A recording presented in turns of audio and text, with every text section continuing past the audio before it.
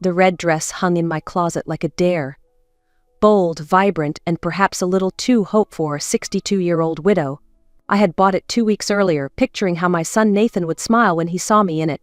"You look beautiful, Mom," I imagined him saying, the way he used to, when he was a boy and I dressed up for his school plays or award nights. Back when I still mattered.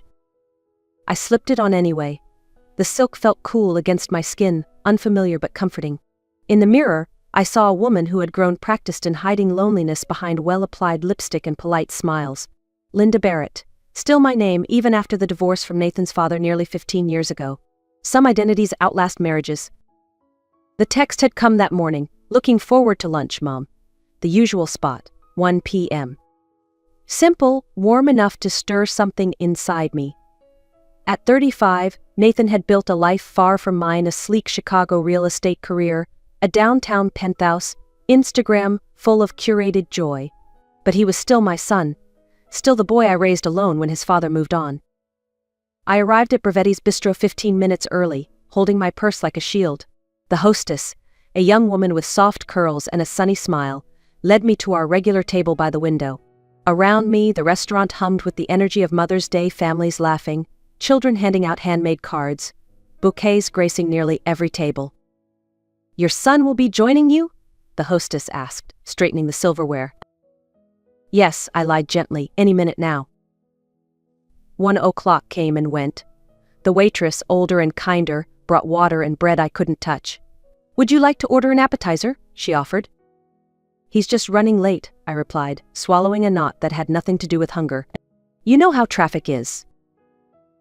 By 1:30, I could feel eyes on me, sympathy from nearby tables. I ordered the salmon Nathan's favorite, telling myself he'd walk in just as the food arrived. Instead, my phone buzzed with a notification, his Instagram story. He was across town, smiling beside Deborah, his stepmother, with the caption, "Mother's Day lunch with my real mother, grateful beyond words." The screen blurred as tears welled up, but none fell. Not yet, not here. I sat frozen, phone still in hand, while the noise of the restaurant swirled around me like wind I couldn't feel. Real mother. The words rang louder than the chatter, louder than the clinking silverware.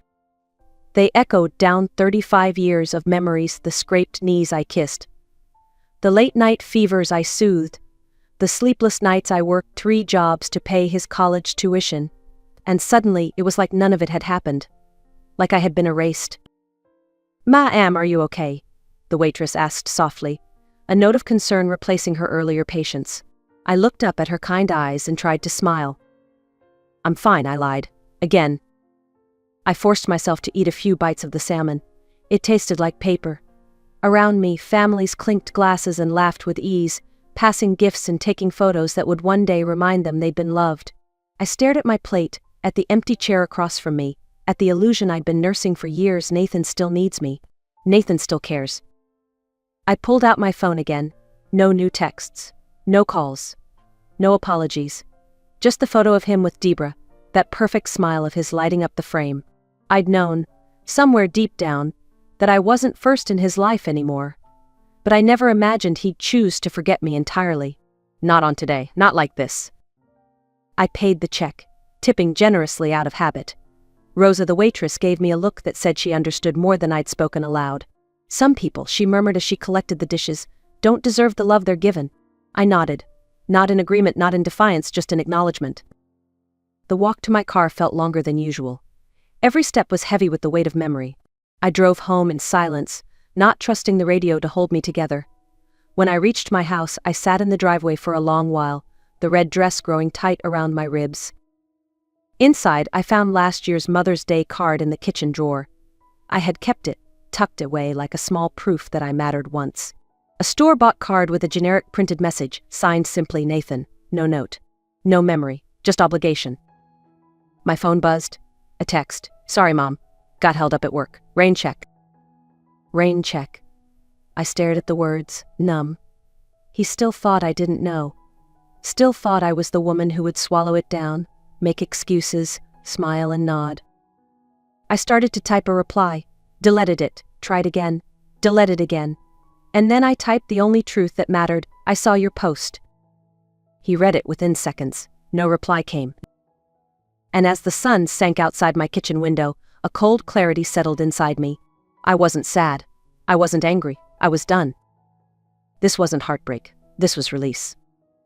That night, I didn't sleep. Not from grief, not from rage. Those had come and gone in waves over the years. What kept me awake was the strange, startling lightness in my chest. A sense of space where something heavy had lived for far too long. The space where my devotion to Nathan used to reside. At 3 a.m., I opened my laptop. I typed into the search bar without even realizing my fingers had moved. Flights to Madrid. Spain had been a dream once. In college, before I met Nathan's father, before life rerouted everything, I had studied Spanish literature. I used to imagine sipping café con leche on a balcony, walking through art museums, writing poems no one would read. I never went. Marriage came, motherhood followed, and then divorce. Now, for the first time in decades, no one needed me, no one was waiting, no one was calling. And that emptiness. It didn't feel like failure. It felt like permission. I clicked book now on a one-way ticket departing in 48 hours. The next morning I made coffee and called my neighbor Donna. She was in her 70s, widowed, with more wisdom than anyone I knew. When my marriage fell apart, she'd sat with me on the porch and told me, "You've got more life left than you think." "Donna," I said, standing in her warm kitchen that smelled of cinnamon and lemon furniture polish, "I'm going away for a while." She looked at me, not startled, not confused. Just curious. "How long is a while?" "I don't know." She nodded. "Good. That boy of yours has taken too much from you already." I handed her the spare key, instructions to forward any important mail to my bank. I left the house exactly as it was, the wedding china still boxed in the basement, the baby clothes in a cedar chest upstairs, the framed photo of Nathan from his high school graduation on the mantel. All of it stayed, like relics of a woman I no longer was. 48 hours later, I stepped off the plane in Madrid, suitcase in hand, lungs full of air that tasted unfamiliar and free.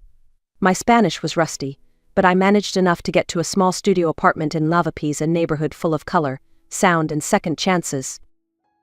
The apartment was tiny, but it had a window that opened to a courtyard where an old woman hung laundry and sang opera every morning. There was a bed just big enough, a desk just wide enough, and silence just deep enough for rediscovery.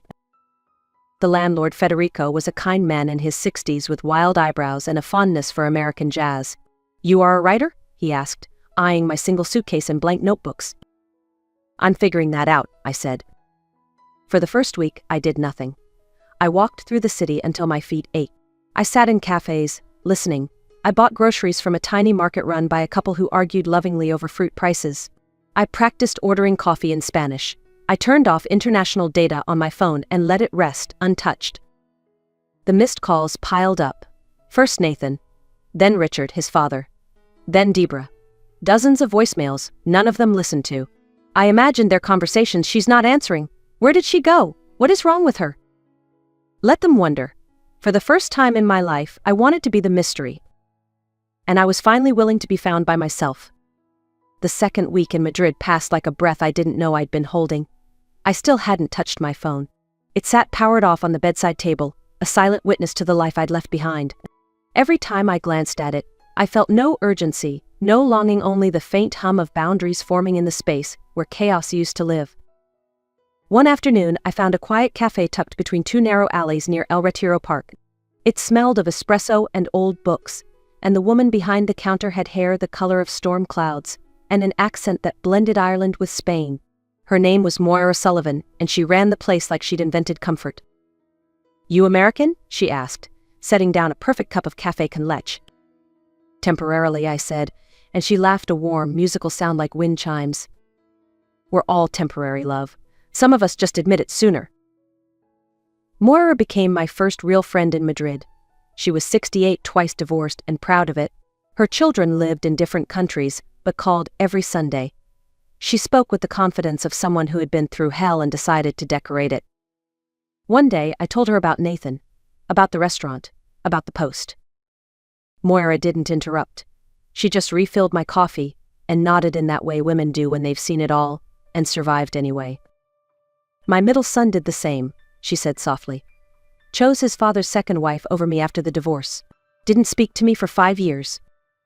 What did you do? I asked. I let him go, she said, simple as that. Hardest thing I ever did. But sometimes love is letting someone walk away so they can learn what they've lost. That night, I turned my phone back on. The voicemails came pouring in, 47 in total. Nathan, Richard, Deborah, unknown numbers. The messages varied concern, confusion, guilt, control. I didn't listen to a single one. Instead, I sat at my desk and opened a fresh page in my journal. I wrote about a woman who had spent decades defining herself by who needed her, and who had finally learned that being needed isn't the same as being loved. And I slept that night without nightmares for the first time in years. It was a Thursday when she called. I was sitting outside the cafe with Moira, a plate of churros between us, when my phone buzzed. A number I didn't recognize, Spanish country code. I was about to ignore it, the way I had every other time, but something in me paused. I answered. Linda? The voice was careful, brittle. It's Deborah Collins, Nathan's stepmother. I'm in Madrid. I need to see you. For a moment, I thought I'd misheard her. How did you get this number? We hired someone, a private investigator. Please don't hang up. I flew here because Nathan's not well. He needs you. The irony was almost laughable. After all the silence, all the erasure, now he needed me. I said nothing. I'm staying at the Westin Palace Hotel, she added. Just an hour, please. I should have refused. Every part of me that had grown strong in Spain told me to protect what I'd rebuilt, but some small flicker, whether curiosity or the final ghost of maternal instinct, made me agree. Moira walked with me to the hotel. You don't owe them a single inch of yourself, she reminded me. I know, I said, and I meant it. Deborah looked older than I remembered. Her blonde hair showed dark roots. Her makeup was uneven, her silk dress wrinkled. She stood when I entered, hands trembling around a half-empty coffee cup. Thank you for coming, she said. You look well. I am well, I said, taking a seat across from her. You have 55 minutes. She flinched but nodded. Nathan's struggling. He lost the Peterson deal, the big development in Chicago. He's not sleeping, drinking too much. He's falling apart. I said nothing.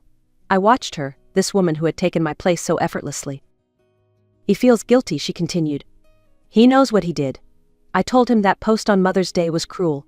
I begged him not to do it. But you didn't stop him, I said. Her eyes filled. No, I didn't. I wanted to matter to him. I didn't think. No, you didn't. She looked away. He says he's ruined everything. He keeps saying he killed the only person who ever loved him unconditionally. He's right. Her mouth opened, then closed. Deborah, do you know what I did for 35 years? I asked. I made excuses for Nathan's indifference. I turned myself inside out trying to earn love from someone who never had to earn mine. She swallowed hard. I know I have no right to ask this, but please just talk to him. He needs you. I leaned back in my chair. He needed me for years. He chose someone else. And now he needs me to make the guilt stop. But I'm done being his band-aid. I stood, calm and certain. Tell Nathan I love him enough to let him feel the weight of what he's done. And when he's ready to carry it with integrity, not shame, I might listen. Until then, I am no longer his safety net. And I left Deborah sitting in that hotel lobby with her cold coffee and her regrets. 3 days later, he appeared.